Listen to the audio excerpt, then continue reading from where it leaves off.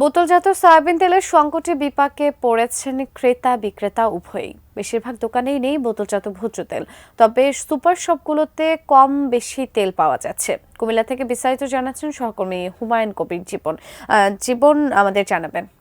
বোতলজাত সয়াবিন তেলের সংকট দেখা দিয়েছে, যার ফলে কিন্তু ক্রেতারা কিন্তু বিপাকে পড়েছেন এবং তারা কিন্তু ক্ষোভ প্রকাশ করেছেন। আমি এই মুহূর্তে আছি কুমিল্লার সবচেয়ে বড় বাজার চকবাজার এলাকায়। এখানে এসে কিন্তু আমরা বেশ কিছু মুদির দোকানদারের সাথে কথা বলেছি। তাদের এখানে কিন্তু আসলে এই সয়াবিন তেল কিন্তু নেই, যার ফলে কিন্তু যারা ক্রেতা রয়েছেন তারা কিন্তু ক্ষোভ প্রকাশ করেছেন এবং তারা বলছেন যে সামনে রমজানকে ঘিরে কিন্তু কিছু ব্যবসায়ী কিন্তু এই সিন্ডিকেট করে এই সয়াবিন তেলের সংকট দেখা দেওয়া হয়েছে, যার ফলে কিন্তু এখানে বিপাকে পড়েছেন ব্যবসায়ীরা। আপনার কাছ থেকে একটু জানতে চাচ্ছিলাম যে বোতলজাত সয়াবিন তেলের সংকট কেন দেখা দিয়ে। এখানে যারা ডিস্ট্রিবিউটার আমরা যারা মাল আনি, আর 1 কার্টন তেল কিনতে গেলে 10,000 টাকার আদার্স মাল দেয়, 10 কার্টন কিনতে গেলে 1 লক্ষ টাকার আদার্স মাল দেয়। তার কারণে মাল আনি না আমরা।